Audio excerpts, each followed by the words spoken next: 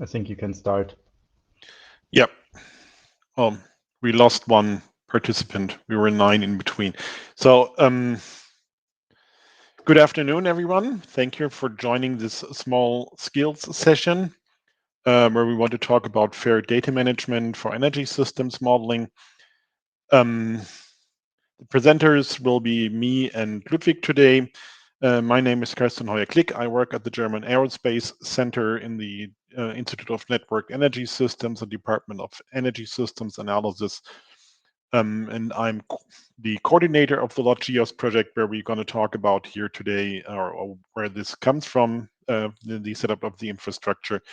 And with me is Ludwig Hörig from the Rainer Lehmann Institute, a long active member in the Open Energy family. And I will start with a short introduction into the topic, why we do this, and then we will carry further on. So, first slide, I think this is something we have always been facing if we want to go modeling energy systems. So it's the challenges is finding and accessing data. So we of course have many databases, each in its own flavor in form of data access, data format, data licenses if they're licensed at all. Sometimes hard to find, sometimes easy to find. So data collection usually is a very labor intensive task. And then you have to do data cleaning, data aggregation, and this is done and repeated by many researchers with many different results. And the data quality is often known. So you run through a big area of data and don't find anything. It's something like a large library um, without a catalog and without systematic numbers on the shelves. You run around and try to find the right books, and sometimes it's difficult to find the right books. So the idea here is solution is to create, like you know from the library, a central catalog which harvests information about the data that is available, which has rich descriptions. You can use the catalog to find and discover the data. You can find the catalog and have the URIs to find the data and access the data, and maybe if it's databases, also some description how to use or access the database. And this is all done based on the OE metadata string, which will Ludwig talk later about. So why it's so important to have metadata? So if you look at the left-hand side, you would just have a lot of tin cans. You don't know what it's in there. So the first place is putting a label outside the can so that you have a rough idea what is in there, and that you can try and find and pick out the right can. And the second part is more into detail. This is an input file of some of our models we use. If you look there, you get an idea that it's something about process heating. It looks like a time series, and it looks like it's something created for the different states of Germany, but you don't have a clue if it's energy, if it's power. So it's really guessing what this is all about. And if you have good descriptions of the data, which makes it much more easy to interpret what this data actually stands for and what does it mean, that you can interpret and reuse the data. This is all in the background of the FAIR principles. I think most of you know them. They are just here for as a reminder to make data findable, accessible, interoperable, and reusable. So this is what we're really going to go for, going for fair data sharing in our domain of energy systems analysis. So what we're going to talk about today, so Ludwig will start looking in the open energy metadata and data annotation, and then data publication on the open energy platform. Then I will continue with registering metadata at the data bus. The data bus is the tool we use here as the metadata catalog. And then finally, I will go into search, discovery, and access to fair data using the data bus and the data annotation. So what hopefully in the future will make it easier to access the data. One thing what I've just forgot to mention in the beginning, we're recording the session here to um, review what we have done later on. If you don't agree to the recording of the session, please say so. Otherwise, we take this as an agreement to that we re-record the session.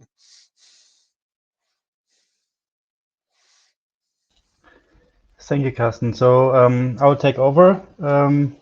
Hello and nice to meet you again. Some familiar faces in the chat already. Here again, for the people coming late, we have a shared Etherpad. Feel free to add your affiliation and take notes and ask questions directly here. It will be published and accessed later on. I have two parts now. I start with the first part of open energy metadata, and the newest feature is data annotation using the open energy ontology.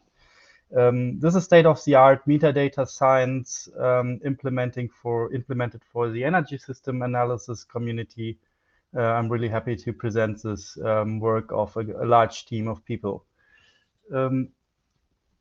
I'm the community manager of the so-called Open Energy family, which started as the Open Energy platform, a joint database for open data publication in the Open Mod Forum, a PostgreSQL database hosted by the University of Magdeburg, and it evolved a modular system of tools and information around the platform, which we all cover under the family. The newest members is a set of data models and our new mascot, the Open Energy Platypus, a joke for the sometimes dry work in the back end of the databases. So we have some front end stuff to do.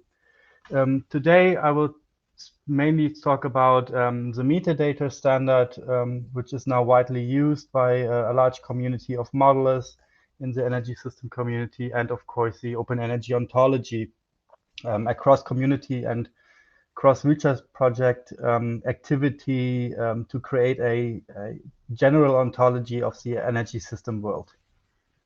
In the second part, I will talk more about the data publication, so we see other parts of the family again.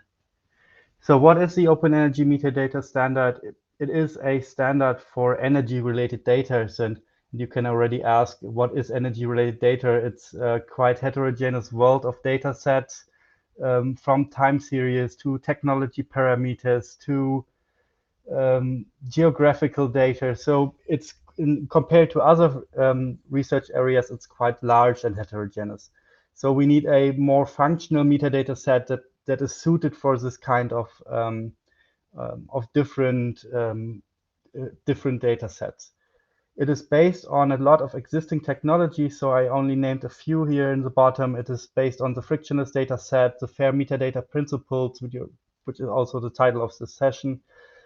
Also included DataCite, and of course, like something like Dublin Core and standard metadata stuff. And of course, we are going the 5 stars of linked open data, a principle that shows of how to gain 5 stars of how to annotate your data to be as rich as possible and as reusable as possible. The latest release is version 1.5.1 of the Open Energy Metadata. You find the link here, also on the pad. We call it ontology ready. What means ontology ready? So what we do before the 1.5.1 version, we were in the 3-star region of data in the energy world. With this ontology ready version, we are ready to do linked open data. And it's not just ready, it's there. So this version is getting the 5 stars if you use it correctly. I will get into the details later on. What is it? I don't want to describe everything of the metadata standard in detail, so I only give a brief overview. We have the main categories. General stuff, what is the name of the data set, the title, description, context stuff, which is really important for the research projects, to name the funding agency, name the project, the contact of the project, the funding numbers. Spatial and temporal, of course, to cover both geographical data and time series, and of course, time series across regions. Sources, it's really important for the scientific area to name your sources, name your origins, and the licenses that this content has, and everything that's connected to the provenance. So who was working on the data set at what time and what were the changes? So like an internal change log on what happened. Then, of course, a rich description of the resource itself. So what is the data type? Is this a CSV? Is this a shape file? Is it an Excel file? Is it whatever? And the data structure. What is the name of the columns? What do they mean? Carsten had this good example of the cans. So we label the cans with what is inside and what does it mean exactly. A newest feature for this version as well is the review section. So we implement and work on a system of open peer review on data, which is included in the metadata itself. So there are around 70 keys. And because this takes quite a while, so if you imagine you need 30 seconds, 10 to 30 seconds to fill out one key, if you are a fast typer and know your data set well, you will need a couple of minutes. And if it's a large data set, you will need some more time. And this time is money. So researchers try to spend their time on other stuff than on writing metadata. So what we also did is a prioritization of the keys. So we have a ranking of what is the most important, what is technically required for the data structure, what's then go to more detailed descriptions. And in the end, this is a platinum badge. What you can earn is if you also do the ontological annotation, which I will explain after that. So only the iron is required for the metadata standard. The rest is supplemental material. So you can decide of how much time you spend on the metadata. It's still important to have only little metadata than have no metadata at all. Are there any questions until now? So I will go into a real-life description of what data sets we discover in the world of energy system analysis.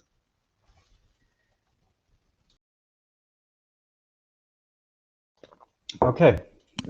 As I think as we are a small group, you just can speak up if you have a question in between. Yeah, thanks, Carsten.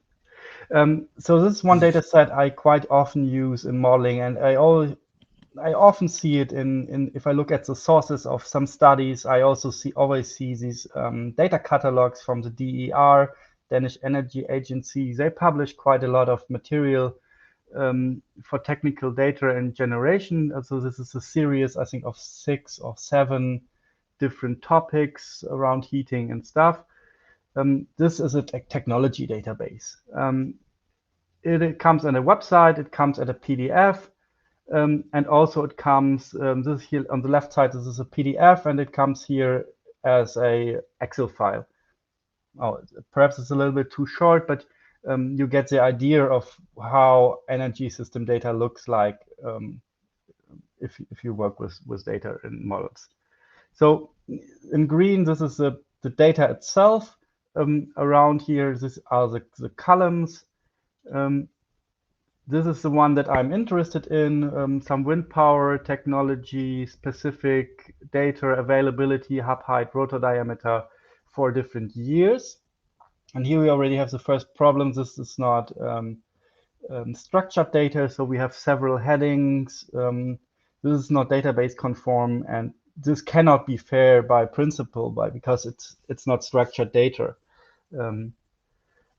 In addition, you have the notes here on the side, so additional information. And of course, you have the sources included. So this is how data looks like, and even the PDF version and the Excel version are quite rough to handle. So you can write scripts to extract this data and do high automation, but you all know understanding these, you need either time or a lot of manpower or students or whatever. So if we assume that everybody is using this data set 1 or 2 times a year, and we have like a 50 models using technology databases, there's so much time wasted in parsing this only one data set that there needs to be a better solution. So one solution is we do it together, we do it once and tackle these challenges. So the one is there is no standard open license on this. I contacted DEA quite a lot of times, and after the 5th or 10th time, they replied and gave me the permission to republish parts of it on an open license. So first, yay. There is no structured data. They won't do it, so you need to do it yourself. There is a large mixture of data and metadata in one Excel file. And of course, there is no link to a controlled vocabulary or an ontology. So what do they mean by hub height? Do they mean it from the ground area? Do they mean it from the foundation? Do they mean it from the door? So there are different types of what can be named hub height. So these are the challenge that we want to tackle with the metadata. So here I present you the verified, what we sometimes called an enriched data. We gave it a good title. We have an ID where you find it on the Open Energy platform. You have a description. So the general key, I copied text from the PDFs together. We have a subject. So this is about wind energy converting units. This is the ontology name for a wind power plant. We have some keywords to better find it, the publication date, and the context of the work that I did. So this was on the LOTGEOS project, and you see the publisher logo and funding agency logo. So basic metadata of the context. Spatial temporal, it's about Europe. It's 2015 to 2050 in 10-year steps. It got reviewed and got already a platinum. This is the first one. The test, the review is under development, and the language is in English. There are 3 sources, so I wasn't sure which one to link. I used the Excel file, but I also had the text from the PDF and the homepage, so I put all of them in, so you can decide which one you use. The sources, they are not licensed openly, but they have a copyright of the Danish Energy Agency. The license, I was allowed to republish it under the CC BY license, a shared attribution now, Danish Energy Agency and our institute. So you are free to republish and reuse it. So first challenge got checked by annoying people. This is a well-known method in the energy world.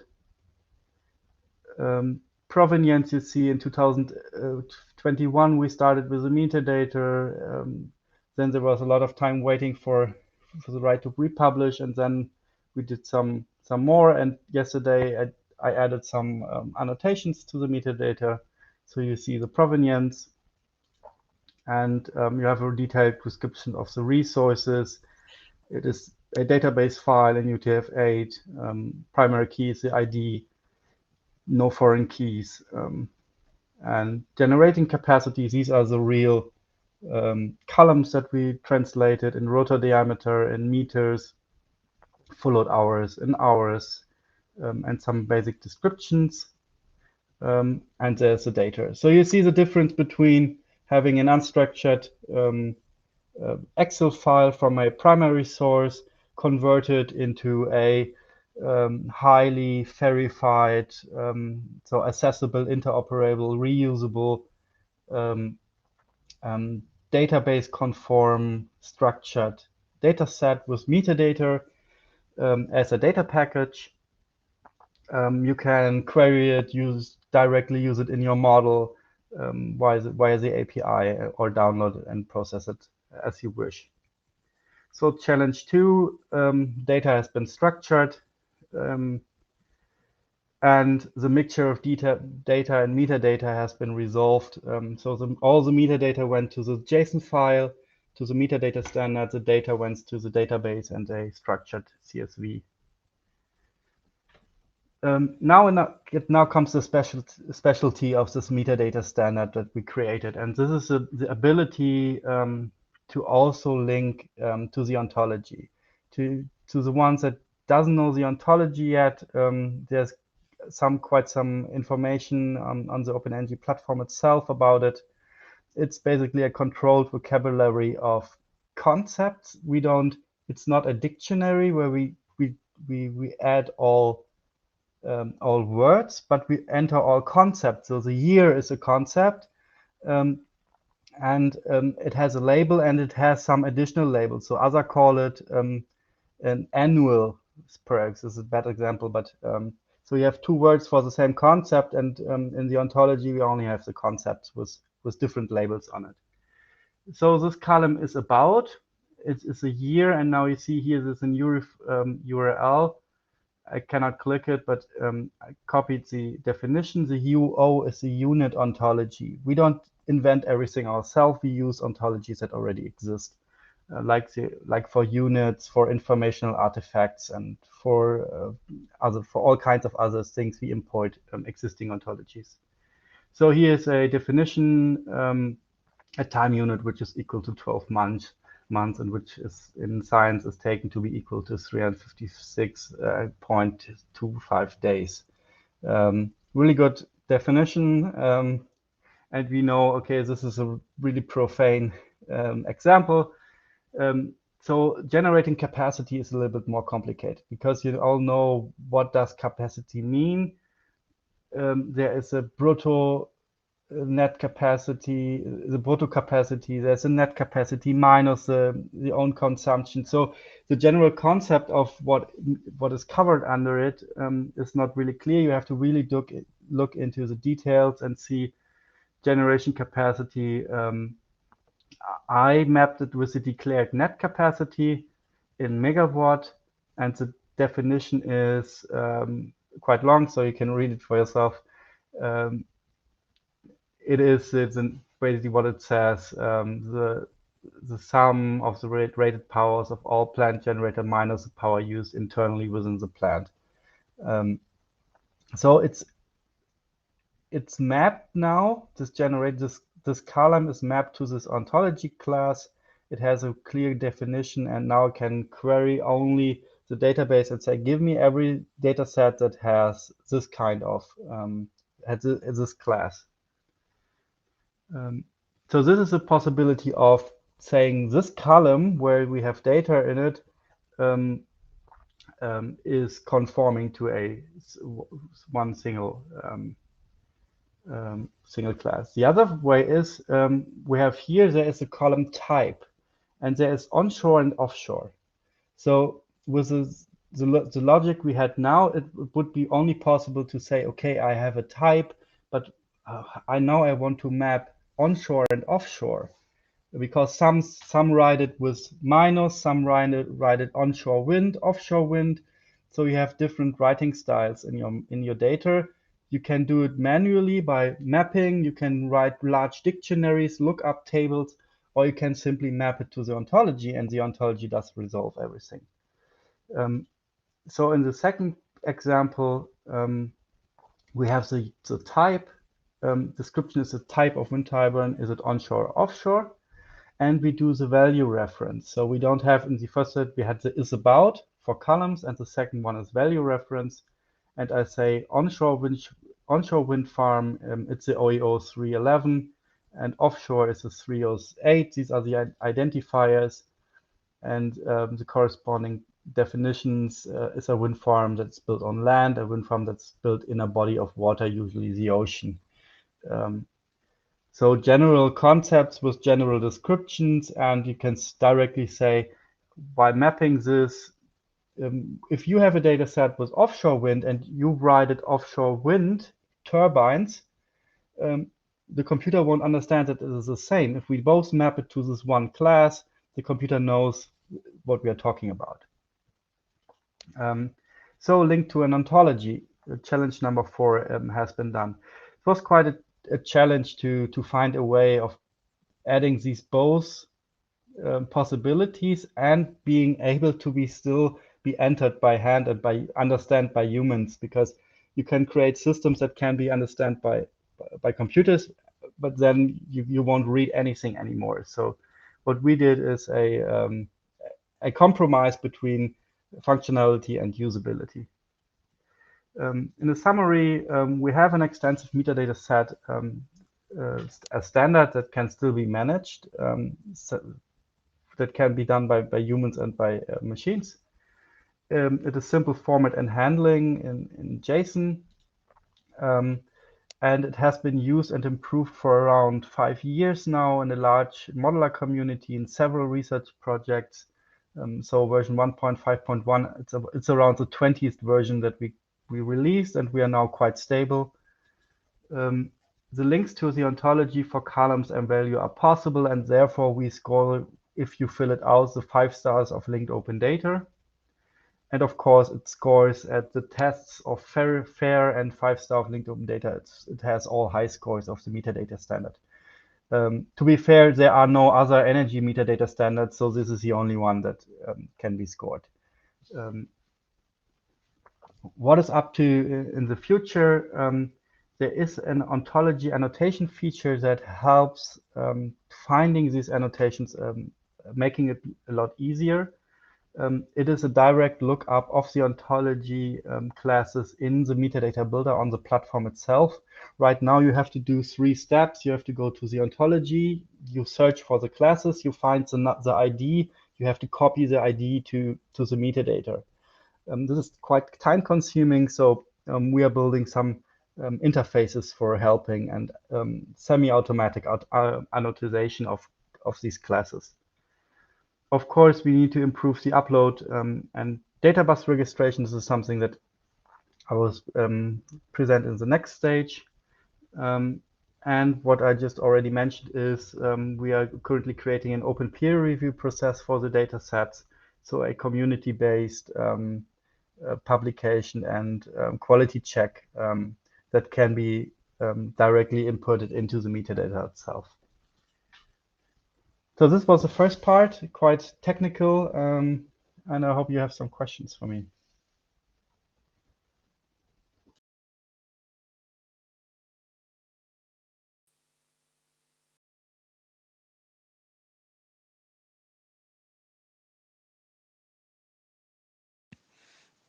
It looks like your presentation has been quite clear since there is no questions.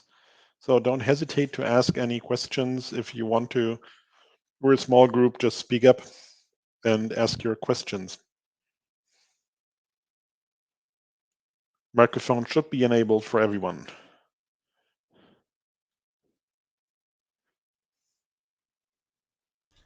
So if not, I will proceed with the second part, the data publication, which of course also uses the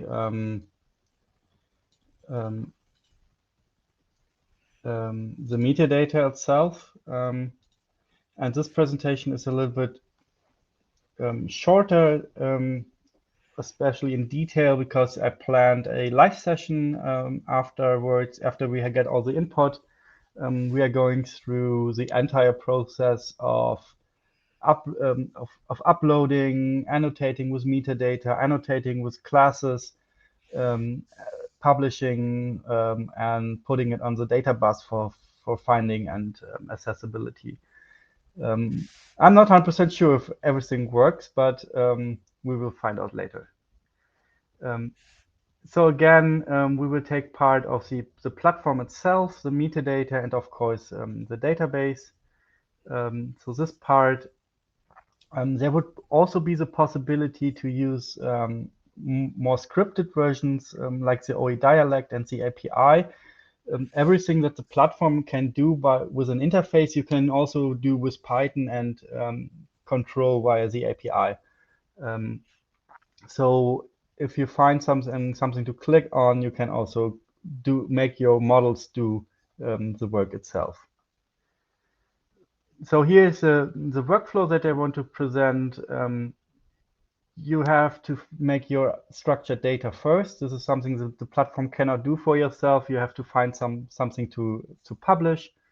We have the upload wizard, which guides you through the upload process. Or in addition, you can use the OE dialect in Python or some other programming language. Upload the data. You build the data model, so verify the columns, the data types and descriptions of them. Then the whole metadata creator, which goes under the metadata edit, or we now call it metadata builder. Then we do the data annotation in the metadata, and in the end, you have a published data package. You have an URL where you can see the data itself, or you have an URI where you can access it and point your models at. And of course, in the end, you have the data package with a data file and a metadata attached.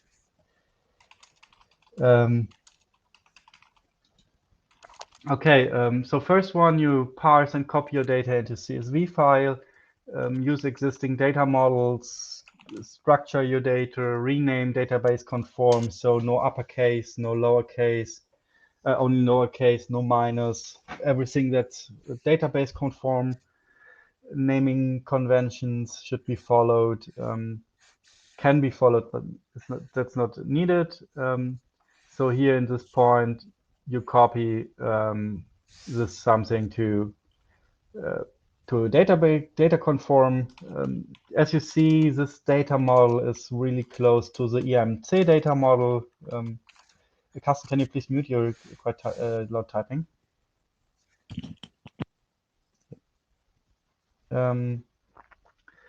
In the second step, you set up a good table name, you create the table columns and finalize the data structure. I don't have any screenshots. I will show you this later in live. I will also create the metadata builder of how to create a metadata set using plain JSON and or the metadata builder. Then you go to the data annotation part. You search for your existing concepts in the OEO. You have the possibility, if a concept is missing, there's quite easy to contact the OEO developers to report a new concept. So, hey, the performance ratio is not covered yet. Please enter this in the ontology. I want to annotate my data set with it. And it takes around a couple of weeks for the community right now to enter new concepts and publish them that they can be used. Focus on the most important values. In the beginning, we said we don't want to cover 100% of everything. It's more important that we want to showcase that this is working for the most important concepts of the energy world. So we don't want to flood everything with annotations, but we want to stick to the ones that are most important. Then, of course, the data is already ready to use. You can access it, registers on the data bus, what Carsten would show right now, and which is under development, the possibility to start a review process and get some external people, like you review your paper of your study. You also can now let your data sets get reviewed by experts. We are building a community of people who want to contribute and want to share their knowledge to their review. This is going to be in the beginning of next year. It's going to be live on the platform. So this was the fast one, theoretical upload of data sets. After Carsten is finished, I think we will do it in practical way.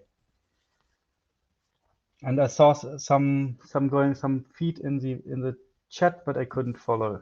So if there are any questions, Carsten? There are some questions by Will Usher. He has a noisy background and cannot speak right now. Ah, yeah. And the first one is can I use the ontology with linked open data? Do I need to publish on the data bus? or can I deposit dataset on Zenodo and still use metadata with its ontology? So of course, you can place or use any place which is accessible where you can dump your data. So I will show my later examples, just a few CSV files.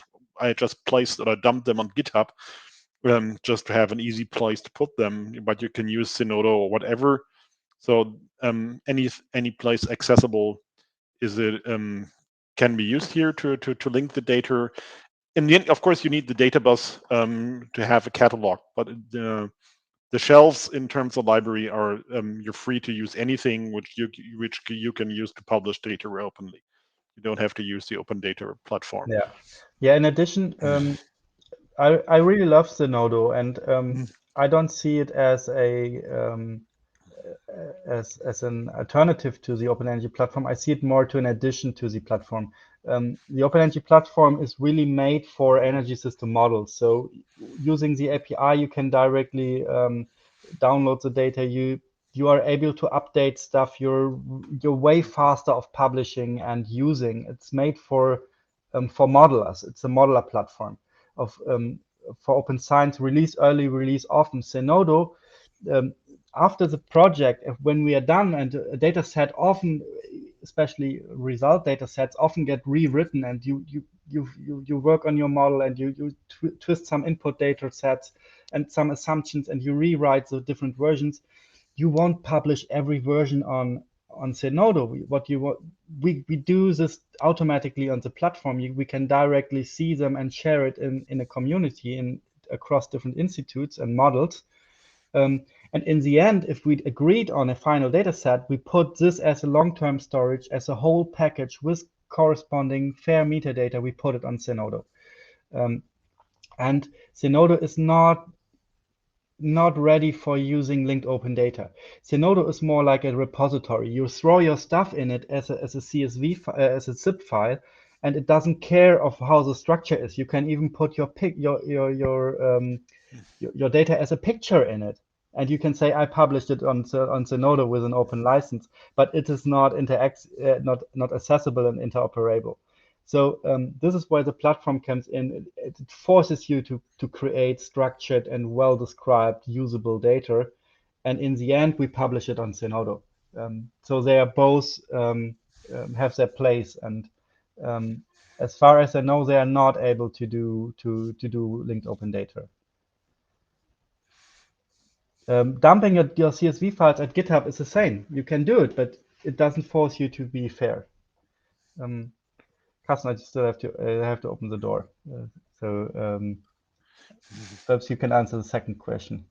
Yep, I can do so. So the question is, can we use this for the IMC template? Yes, we discussed this extensively with Anastasis and Michaia from PIC, which are part of our project. It's a little bit challenging because of the structure the CSV, the IMC templates currently have, but in principle, of course, it's possible. Probably maybe restructuring will make the annotation easier, but the restructuring may make it incompatible to previous workflows and routines. So there is some things we need to discuss about how we can improve and keep compatibility or whatever. This is something which we need to further think of. And to your third question, well, of course, this is the idea, and maybe if I go to my presentation about publishing on the data bus, the data bus is something completely independent.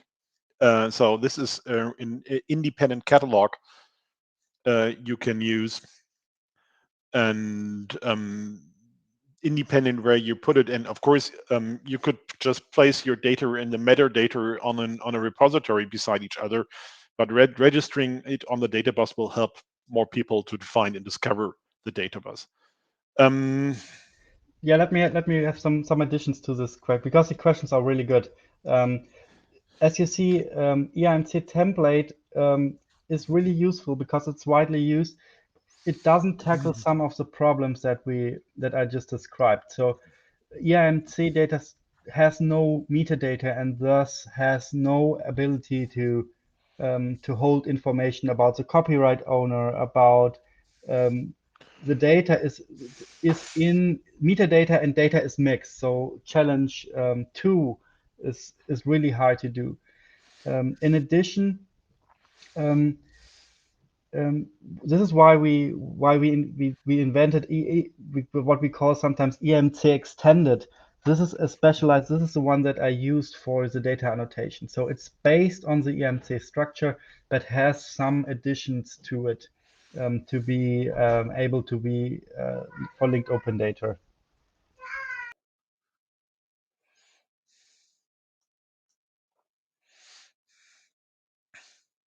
Okay, Carsten, perhaps you continue with your. I think this is the right place to continue with my presentation. I have to select my screen and go into presentation mode.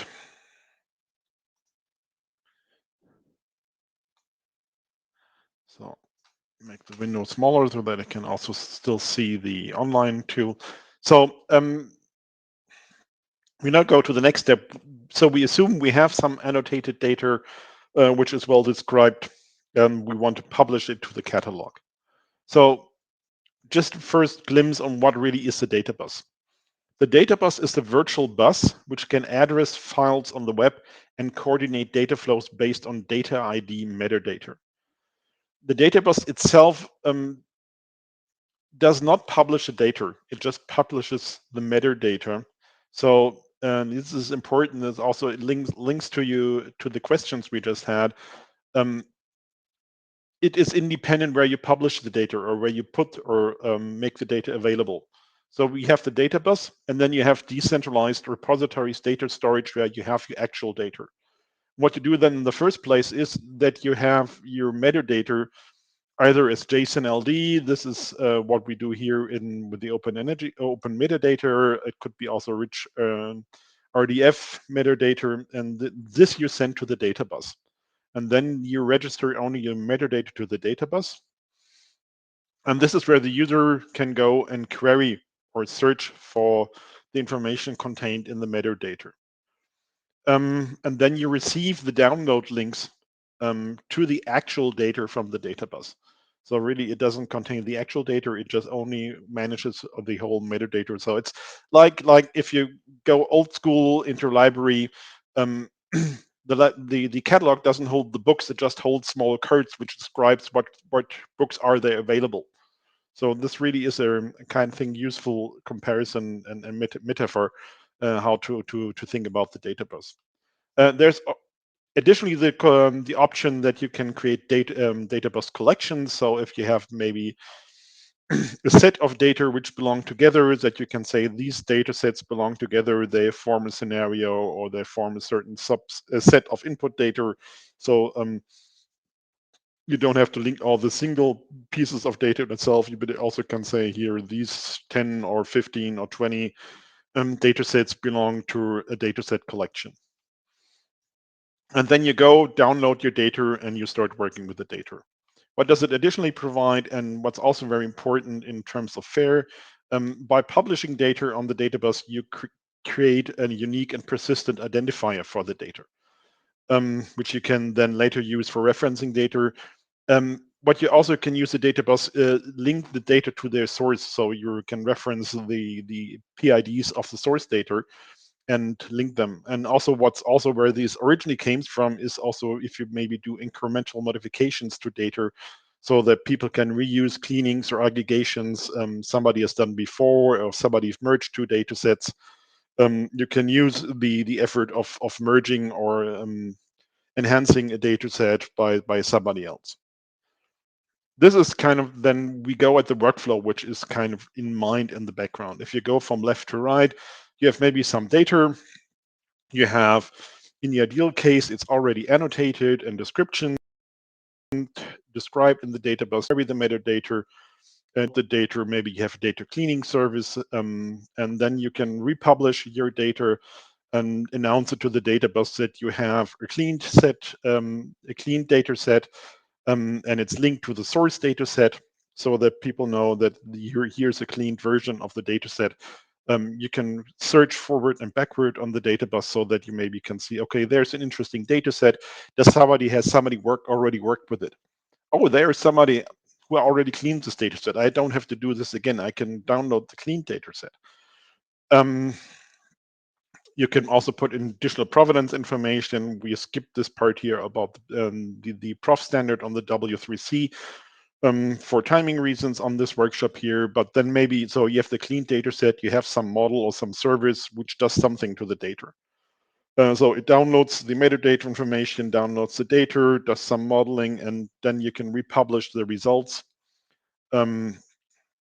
And announce that there is a new data set available, which is based on the input data and made available. And you can do this with many services consecutive and always announce that there is new model data sets available and new derived data sets available. There's a picture here. You can store the provenance information directly with the data, but there's also provenance stores of the W3C, which you also can use to reference and link source and derive data so that you have information what it is about. And it's important that you really can trace all the workflows the data has gone through. If you maybe, so the idea is really, if you find an interesting figure in a publication, say, oh, this is great. I would like to have the source data behind it because this is also very interesting for my study. I can go and trace back on the data bus where this figure and the source data really has come from, and I can go and try to find and access the source data to do my own analysis on it. So this is the ideal picture in the background of the ability to reuse search data somebody has done because you find it great for your questions.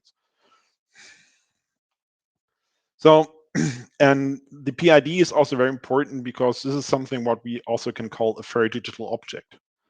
So uploading metadata to the data bus creates a unique ID for the data, which can be used as a persistent identifier and to cite and share the data. So how do the PIDs look like? So they're an URI, a uniform resource identifier, and of course there's the address of the data bus. In our case, it's the energy databus dbpedia.org. And then you have your account name and your data, which runs under your account. You can kind of sort into groups. And then the artifacts are the actual data sets. And then, of course, you have the ability to version the data sets you're linking there. So this is how the PIDs really look like. Database collections, they just look like an individual artifact, but they then point to different sources of data. And the actual data is then linked to the metadata. So actually, you can use the database ID to access all necessary information. You can use the database ID to find the metadata and to find the actual data. So it's therefore kind of a pointer for your data to make it accessible, and it's a way to make your data citable. That you can really tell people which is your input and the output data you produced. So what does it contain? The metadata in the database this is a quite simple structure. It's far less complex than what we've seen before from Ludwig, but it's just the first level of metadata. So you have the group ID, which just is an ID, which is then later used in the URI. A label is something human readable explanation, what this ID stands for. And then you have a short abstract or longer description, what this group is about for. And then for the artifacts, you have the data ID. It has an ID, a human readable label, of course. Then the publisher, the artifact, and the group, these are auto-generated while publishing, or it's partly generated from your login information. Then you have, of course, an abstract. You have the version information. Also mandatory is license information and the URIs to the actual data. So how do I register annotated data to the database? The prerequisite is you should have followed Ludwig's instructions from before have well-structured and annotated data. And then you have to go to the database, create a login because you need your user account, You don't have to create an account yourself there, but you can also use your GitHub account. And then there's two ways. The manual way is you can just go and click through the forms provided by the database and type and copy the information into the forms. We will have a look at that in a minute. There's also a way you can use the API from scripts that you kind of create the files containing the data ID and OE metadata information, and then you can run it from the script. This is, I think, the preferred option in the long run, because I think if we're going into fair modeling in the energy systems domain, and this is what I try to push in our organization, that every data which is written with metadata, and then you just can maybe just call your API and publish the data right away while writing it, or later just take the metadata which has already been written and use it for the publication of the data. So that is really a very small final step to publish your data if you start creating the metadata and all the information right away while you do your modeling. So how does it work? You go to the web interface, energydatabus.dbpedia.org, to the app and the publishing wizard, and then you have the first window. We will have a live demonstration in a second. You can either start a new upload or start a new version of a data set. Then you have to type in the metadata.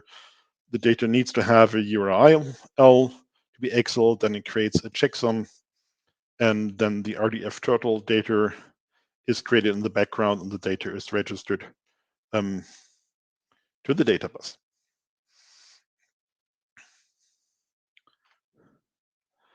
So a short look to kind of understand what's happening in the background. Here is the JSON file, which is created then in the background.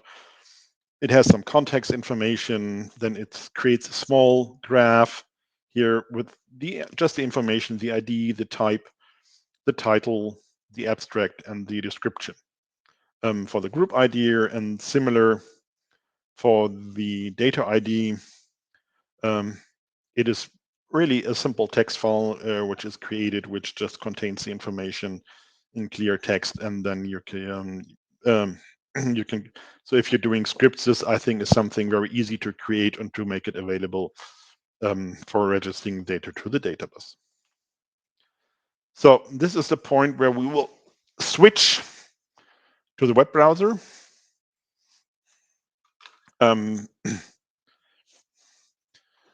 And look how it looks like. So this is the starting page of the energy database, the Open Energy database.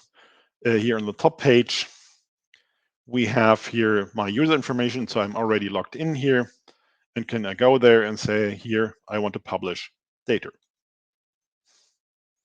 And this takes me to the upload wizard.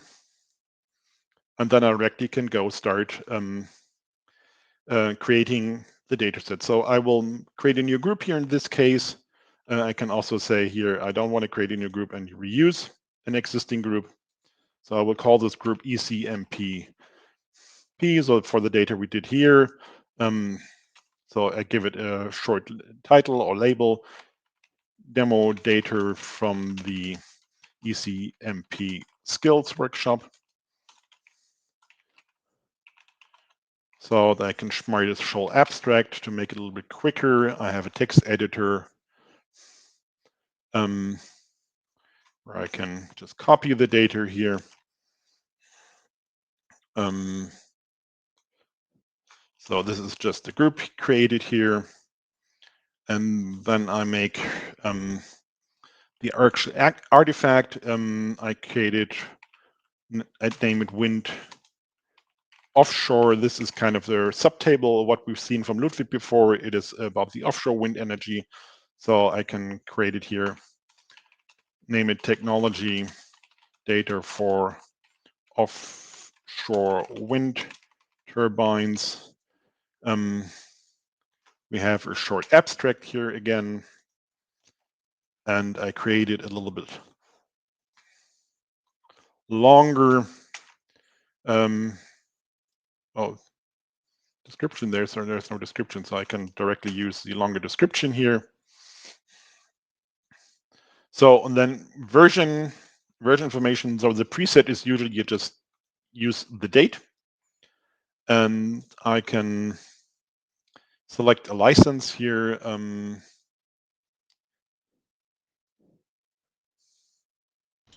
Type in 4.0, then you get the okay. CC BY 4.0 directly. 4.0. Oh no, I think in the okay. in the field. 4.0 Creative Commons Yes, International. This is what we have. Oh,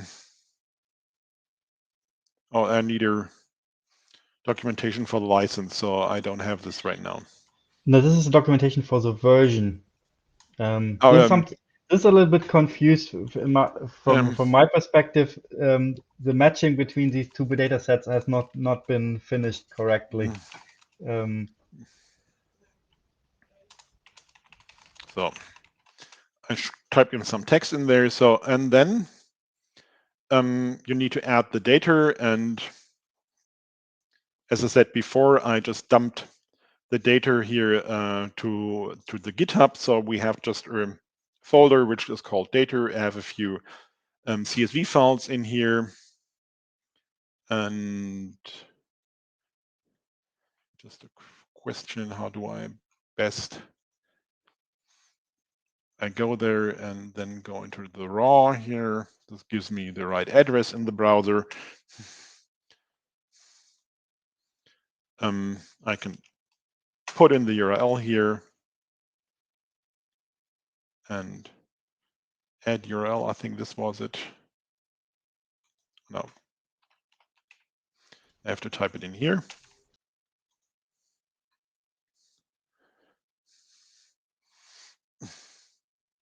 And then you see here, there's the file added here. And you see again here already the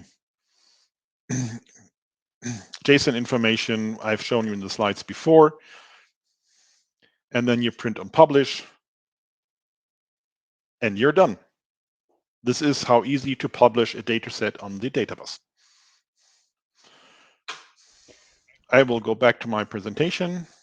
Yes, and some addition, we tested it with quite a lot of different sources. So GitHub is working, Nextcloud, Zenodo. So everywhere where you expose your data sets in what format so whatsoever to the internet, you can register here. So it's quite flexible for different types of whatever you published. So the second option is you use the API. You have to create the data ID in JSON LD. So write the file as we had before here. Then you have to find your API key. I can quickly go back to the browser, I think. If you go to your account, you can go to your profile.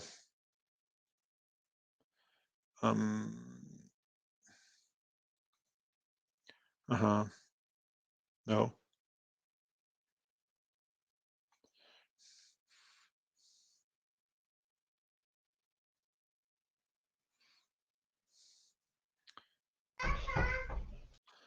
Edit profile, and there you can, I think there's further down here is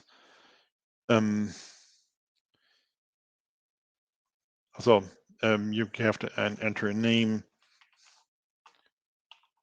first key, and then you get an API key which you then can copy and use in your scripts. And then it's just the HTTP put call, which you can use then to publish your data. So you have to put your dataset identifier and the JSON LD content of the text file, and then you're done publishing the data using the script. So this just gives you a very basic information and make your data already available on the database to make it searchable. In the end, the information which is stored in the database is a graph. So we have the group ID as a subgraph and the data ID as a subgraph. And you can also add the whole OE metadata, which Ludwig has described before, as a further subgraph. And for this, we have you can write some mods or tools for the data bus, and we have written a tool here for the data bus, which allows us to add and search the enhanced metadata. So what you do here, you have to do, if you do the manual way, you have to register the data in the first place, create some JSON LD for the OEP metadata string, and then you can go to the MOS tool and register the data, register the additional metadata. So we can go back to the tool here. We go back to the starting page, easy, and go for the data sets I published. We take this one here, fetch the PID. I could have done this easier. You can also just create and copy link address, and then you can go to the data bus system, to the MOS system, says, okay, I want to create some metadata for this file. And just a second.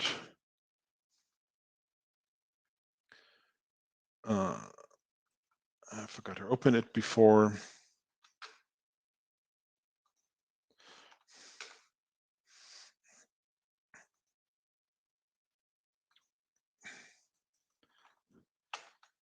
No, this didn't work. Second try.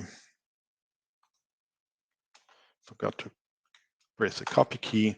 Put in my metadata. This is in this case JSON. Place submit. And your extended metadata has been submitted.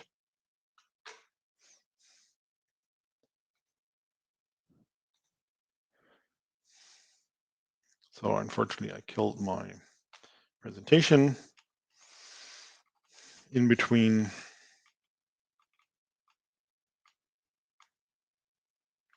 But that's been it in publishing the data to the data bus. I will go back to one slide here. I forgot to mention here on the top page, on our GitHub repository from the LotGeos project, there is a sub area of data bus snippets. There's also some Python scripts you can use and look as an example how to use this. And there's also more descriptions how you can also do these steps of registering to the data bus and registering the additional metadata in one step or all within one script. But this has been here. We just have only 1.5 hours for the session. We didn't want to go into details. We probably will create some more detailed tutorials on all these API usages in the near future and make these things available through the OpenMod platform. So that's been it so far for publishing the metadata. And I have to go back and access my, oops.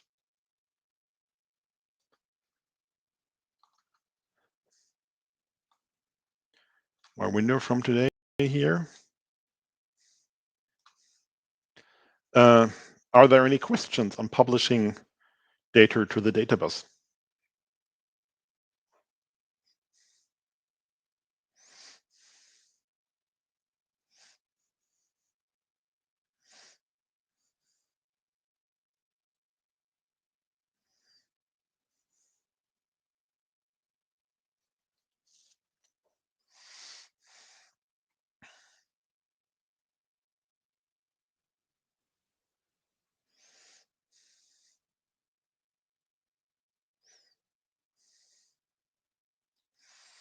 As there are no questions, I will maybe go to my final slide set for today, and then maybe we have some time for final questions at the end. This is a little bit shorter presentation here. I go after presentation mode.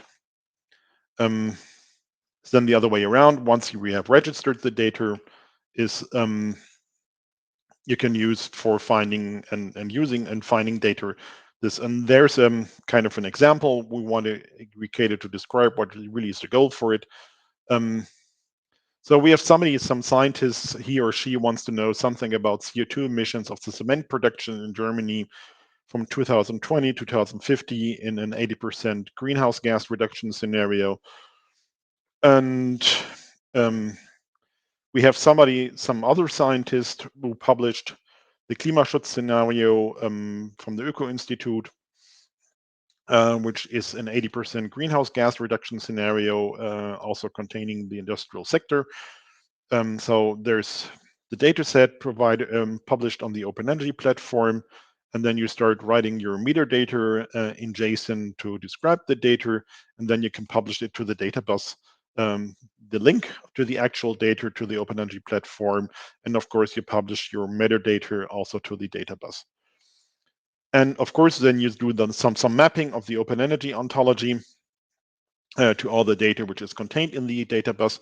And then as a scientist, I can go searching for the terms I have here. I want to have something about emissions of the cement production in the future, and I maybe construct my query either on the web page, or I can also directly use the SparkQL endpoint to write some SparkQL queries. And this really helps me to find this data set, which I have been looking for, and then go and find and download the table.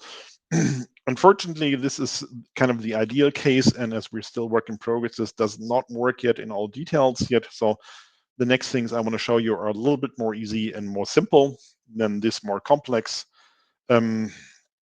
scenario, which is not, in principle, it is feasible. It currently lacks all the metadata in the background that you really can access it. So this is kind of right now a question of filling in the data bus with the data and all query data, because not all the data which has been used before has been annotated with the Open Energy ontology. So there's also simpler ways to start and query the data. So in the end, you can go to Energy Databus, dbpedia.org, and start searching here. So we will go back to my web browser quickly. Go to the starting page and maybe start here. We want to know something about emissions. And then you already find there is greenhouse gas emission projections for a fuel combustion scenario KS80. This is something like this, the scenario we already looked at. And then you can go link added and find that here is a data set, and you get the download link. And this is already formatted as a JSON data set, and you directly get access to the data and can use and work with the data. Here you got redirected to the Open Energy platform. In the background. Yeah. Because here it just contains the link to the original data, and then it opens the data. So there you basically can type anything in there. You can do more advanced searches. If you go back to the MOS tool, here we had already the part submit metadata. We can go back to the data set I already used here. This I forgot to show before here.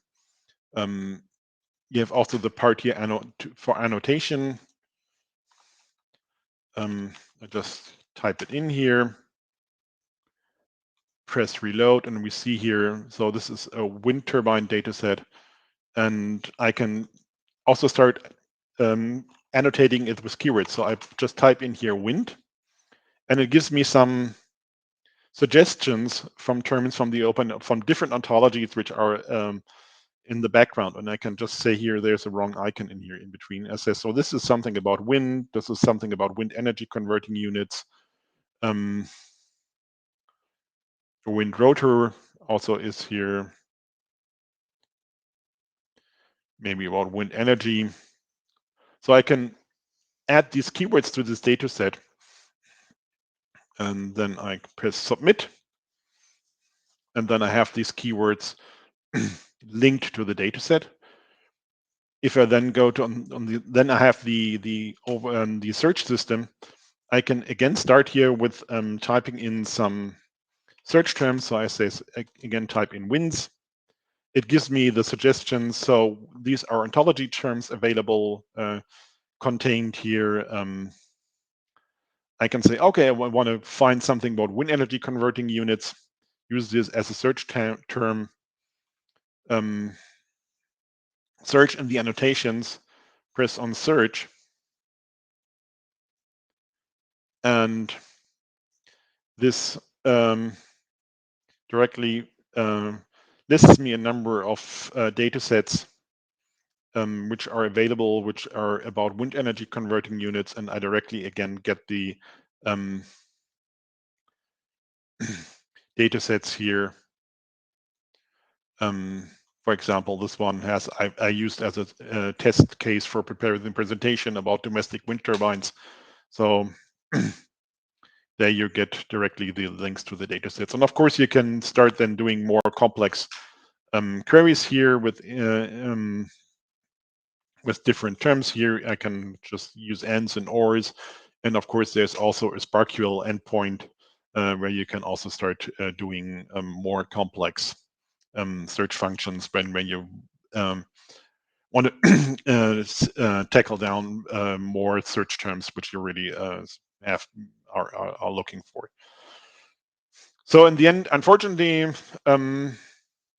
as this is work in progress, there is, if we go back to the original database website,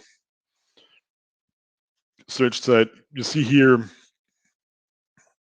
there's some user statistics in there. There's just a handful of datasets currently available, but we're in the progress, for example, of pushing the whole open energy platform to the data bus in the very near future. So then you will be able to search all the data from the Open Energy platform. And also we are looking at different data sets we have available at our place to kind of use our metadata information we have currently stored locally of all the different sources data we have there, just to make to push all the metadata there also to the data bus, so that we hopefully have in the near future a much larger repository of different data sets. And of course, the aim here for using this is at the end that we all start publishing our data and publishing our metadata on the database, so that really this gets the Google for energy systems analysis data, where you can go and start searching for data as a central place, as all the metadata is registered and can be searched here with advanced search tools, independent of where you place your data. So this has been what we wanted to show you. Time has been very short, and if you have questions, you can ask questions. If you want to try out some of the things yourself, you've seen the URLs, or there. Ludwig posted the main URL to the in the chat. Try it around, and if you have questions, we're there here, and are also maybe to help and see if you have questions and how things work. May I jump in? I would have a few questions. Hello, I'm Agnes Beltramo, I'm a PhD candidate from KDH. Thanks a lot for the presentation. It's a lot of information. I feel like I'm still digesting it. That's why the late questions. But so I think I understand now the reason of the database, how it can interlink with other platform, which is very good. I understand this idea of like using a common ontology to help the query. That's definitely, again, something I think very much needed. I'm not sure if I missed some points, but I'm still a bit thinking from my perspective. I have a database and I want to sort of structure it in the right format and using the right ontology and compile a good sort of good enough metadata in JSON. Is there I'm still a bit lost of how to go through all these steps. As if there is any platform or any I don't know, guideline that can help me guiding through those steps, or because I feel like the database gets relevant and very useful only if I do comply with the other sort of metadata ontology and so on that you've been describing before, as that helps sort of creating these common bases that we can sort of exchange and interact together. So yeah, is there any place that can help me sort of guiding me better through the creation of these JSON files and be adjusting my data to sort of fit better? Yeah. So perhaps there were some questions, and I tried to divide them into smaller Thank you. questions. They were really good. So first one, because we quite focus on open science principles, everything we do is developed live. So sometimes stuff is not ready or is under development and it's already published. This is our principle. Other projects do this differently and only publish ready products. This is what we don't do because we want live to have them evolve live. There is the Open Energy platform. There is a tutorial section. I didn't link. Carsten, your microphone is muted. I just put it as well here in the chat. The tutorial section is currently under heavy development. We are shifting from tutorials into so-called capacity building modules. So these are quite more than just a tutorial of a text of, hey, this is how you do it. It holds the online tutorials. It holds we have a lot of videos now from workshops and stuff. We add example data. We add a test in the end that tries to ask you, did you understand everything, guides you with step-by-step introductions. So the tutorial section is under heavy development. You already find some of the metadata there. This is the first question of where to find resources on the platform itself. It doesn't hold any information on the data bus yet. This has to be, the documentation on the data bus is quite thin still. The metadata, of course, if you want now to start enter your project, you are correct to say there are two possibilities. One is you follow all the same data structure, you follow all the same naming convention, you follow all one needs to decide of how to call stuff. Sometimes the IMC way of do it like us, or you cannot play with us. We do the other way around. We provide an open space, an open database for people to upload stuff in the format that they want. We create an ontology where we have the classes, and you can link your names to the concepts, and let the informatics do the resolving of the problems. So these are two way different concepts, and in my point of view, they are not against each other. They complement each other quite good, because you won't fit all your data into the ECEMP template. Try to fit in your large time series or geo-aggregated stuff. Try to fit some stuff that is a little bit more complicated into it. Doesn't work. It has always has some boundaries. It's always a compromise, and we try to be the flexible way of adding data of doing research data management. I hope this answered the questions you had. Yeah. So just to clarify this last point, so I can, with my JSON file, I can link sort of to the ontology that helps you sort of then later on search better my data sets within the data bus, link it to my own concepts and yeah, naming convention that it's better suited to my model. So that's what your ontology sort of helps with this in the steps, and the JSON file and the metadata sort of helps connected the two concepts and making sort of one way understanding of what they stand for. Is that Yeah. This is one thing. And another thing, which we didn't talk about today, but if you look at the database snippets, there is also some tools.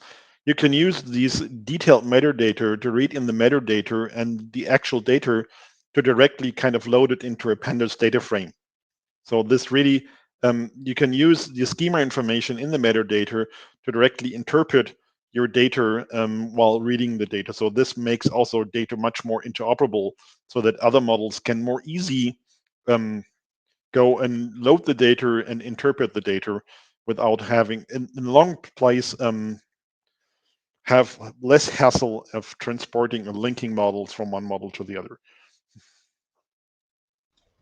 Yeah, there's one comment from Johannes on the EMC model, and you're completely right. Transforming the EMC model into something that is database ready and annotation ready is quite simple. You need one or two different columns and some twisting. It's really easy. This is something that I think is this is what we develop in the Open Energy data model package. One of the family members, we try to have like the one data model that covers it all. And if you started doing it, you directly run into a wall because you cannot fulfill all requirements data models have. So what we have now is a set of data models, and the EMC is one of them, the EMC extended for the ontology version, and we have way more complicated for energy system models. So for the IMOF models and for PipeStar models, this input data sets are not useful. So you need some that are more more advanced. And if you go into large data or big data sets, which are now evolving in the energy system community, so high temporal resolution with where you have terabytes of weather data, you need other technologies than EMC. This is not possible. Where there are the boundaries, but we need stuff that is interoperable between these data models, and this is where our research is focusing on. I prepared a small update upload of the metadata and data and how to do it. It's 7 minutes left. If there are no questions, I can try to rush into it as far as we come. If there are no more questions, to have it more an interactive session.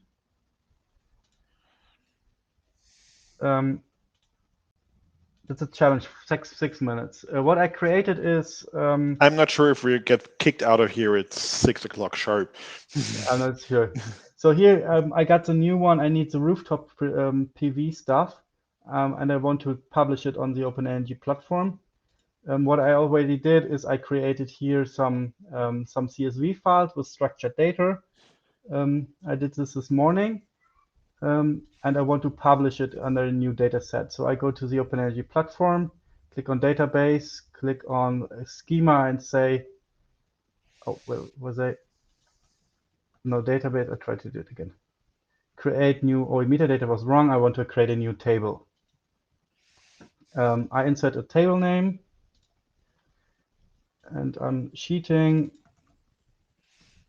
Now I want to create the columns. This is where you set your data model.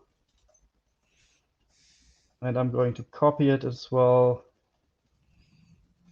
ID is, you always need to have a ID column, a scenario, a region, a type. And here you can do whatever you want. You can put in your IMC data, you can put in whatever you want, as long as it's database conform. Performance ratio, full load hours, DC, and full load hours.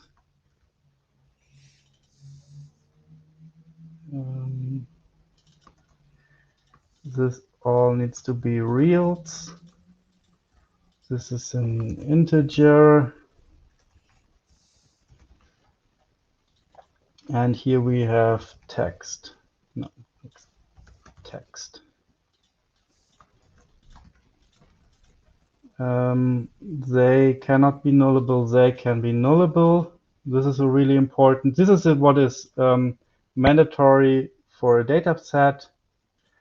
I create a table.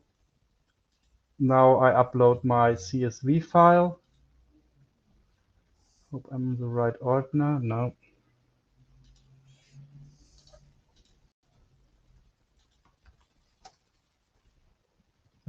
Rooftop PV CSV. Now it reads in the column names. It has the column names in the database. Now I can say, okay, I can check, did I do it correctly? I can also do converting or do some twisting and say, okay, here, comma and decimal points, delimiter auto-detected. It has a header, yes. Here's my final table. Looks really good. Upload 1, 2, 3, 4, 5, 10 rows in a couple of seconds. Now I go to the metadata and okay, where is the data? It's already uploaded. Okay. Here I do have the link.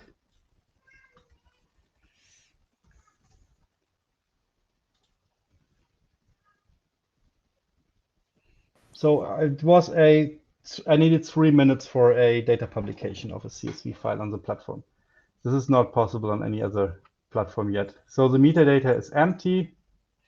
So I do have the string. What I can now do is type in everything here, set the language, do the subject. This is add in some keywords, PV. Publication date is today.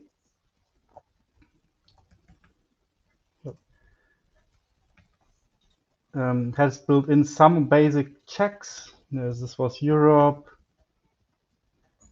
And here, this is what I do now is here's the fields ID, model, scenario, region, type.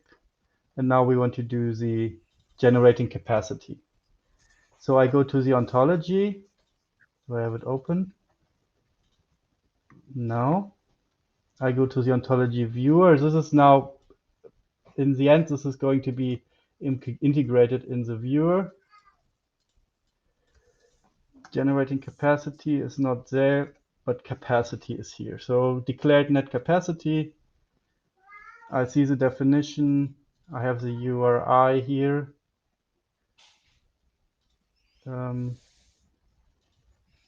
And I can put in here. This is, you can find the complete ontology and browse for it.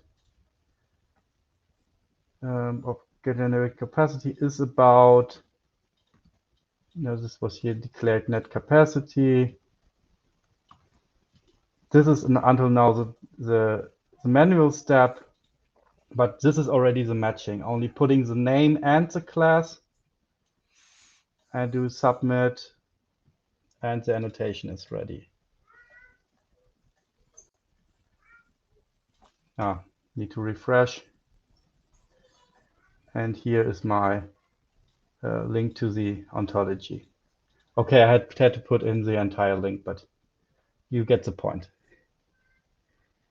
So this is a fast way of 6 minutes uploading and matching ontology classes.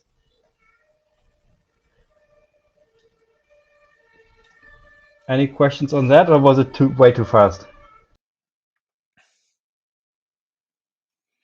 I think the important information is in the next, or one of the next updates, you don't have to go to the ontology. There's a direct option to search for the ontology terms while filling in this form.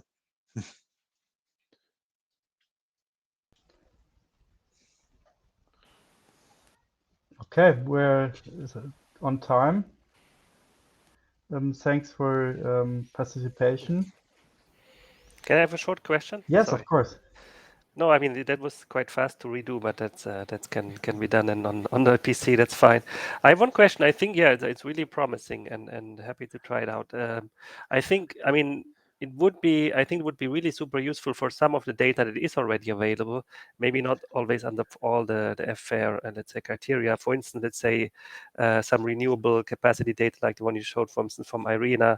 Also, some IEA reports have their data available. I mean, the Excel sheets, but it's a very complicated format sometimes, right? So, and I know that some people are trying to put it on GitHub in some format that is more accessible, let's say. And I think a data structure like the one that you use would be very suitable for that, because basically you need to define your data structure and then you could easily add and update the data. So I think that would be excellent as a kind of use case, and would really could really be a big boost for using this and getting experiments to this way of getting the data and uploading data. Of course, it's not easy, I guess, but I mean that would be really interesting. I know some people have been doing something similar on their own. I don't know. I'm myself too. I mean, you had to just do it. So I mean, Yes. just a thought. I don't know if you ever considered this. We consider this was the main starting point of this entire family, is that if everybody does data annotation, data management, data enrichment, and extracting out of sources, out of how many PDF files you have been typing stuff out Exactly. to make your models work.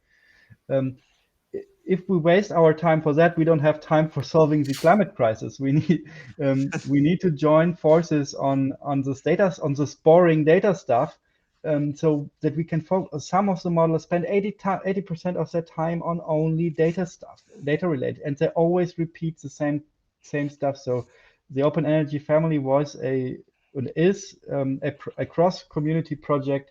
There are over 10 institutes, over 50 people working on the different modules, to share stuff that basically we hope some AIs will do in 10 years.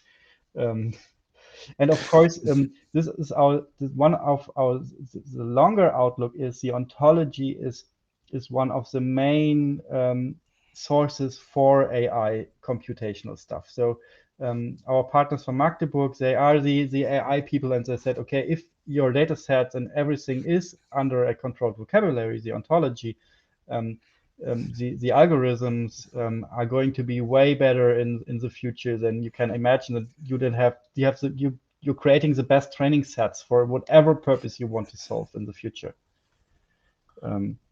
So it is a prerequisite for anything on big data in the future. So this is kind of a key enabling technology for big data and artificial intelligence approaches. So we're getting ready here to use these tools in the future by really having well described and well structured data sets, which then computers can go and access. And of course, as soon as this thing is more or less running, and we have to kind of push in some more data sets. But then, of course, it's, I think, one of the parts we have to do in the next time or in the future is convincing people or folks like at IEA, IRENA, that they kind of publish their data sets in a more structured way and kind of publish it directly on the data bus and make it accessible very easily through the annotated data set. So this is something we have to go and convince them. But the first thing is we have to keep it running and show the benefit with our own data sets, and I think then we can go and convince them.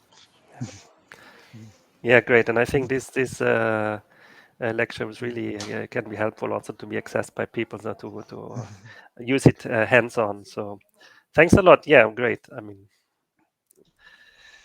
so I think we're just 5 minutes over, but I think it's worth the time. So well, thanks a lot for this really interesting skills workshop, and looking forward to use it in the future. And maybe some short added information for some comment from Hauke there.